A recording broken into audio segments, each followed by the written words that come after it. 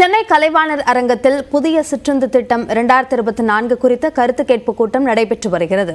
இதுகுறித்த விவரங்களை நம்முடைய செய்தியாளர் வேல்முருகனிடம் கேட்கலாம். வேல்முருகன், இந்த கூட்டம் எதற்காக நடத்தப்படுகிறது? விவரங்களை பதிவு செய்யுங்கள். அப்படியே குறிப்பாக ஏற்கனவே சென்னையில் தற்போது மினி பேருந்துகள் அரசு தரப்புல இயக்கப்பட்டு வருகிறது. இதே போல ஏற்கனவே கிட்டத்தட்ட 30 ஆண்டுகளுக்கு முன்னதாக தமிழ்நாடு முழுவதும் சிற்றுந்து பேருந்துகளை இயக்குவதற்கான அனுமதி என்பது கொடுக்கப்பட்டிருந்தாலும் அதற்கு பிறகு நாளடைவில் அது ரத்து செய்யப்பட்டிருந்தது.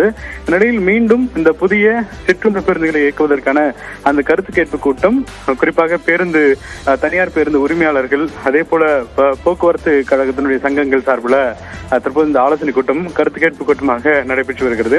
இந்த கருத்து கேட்பு கூட்டத்தில் குறிப்பாக சிஐடியினுடைய சார்பில் ஒரு கருத்தை முன்வைத்திருக்கிறார்கள். ஏற்கனவே அரசு பேருந்துகள் நஷ்டத்தில் இயக்கப்படுவதன் காரணமாக இந்த சிற்றுந்து பேருந்துகளுக்கு கூடுதலாக 25 கிலோமீட்டர் வரை நீங்கள் அனுமதி கொடுக்கும் பட்சத்தில் அது கூடுதலாக பெரிய இழப்பை ஏற்படக்கூடிய ஒரு வாய்ப்பு இருக்கிறது. எனவே இதனால் போக்குவரத்து கழகம் தொடர்ச்சியாக பல்வேறு இழப்பை சந்தித்து நஷ்டத்தில் இயங்கக்கூடிய அபாயம் இருப்பதாக எச்சரிக்கை விடுத்தனர். அதன் அடிப்படையில் இந்த மினி பேருந்துகளுக்கு மீண்டும் அனுமதி கொடுப்பதை தற்போது அந்த உத்தரவை அந்த நோட்டிபிகேஷன் திரும்பி பெற வேண்டும் அப்படிங்கிற கருத்து வைக்கப்பட்டிருக்கிறது.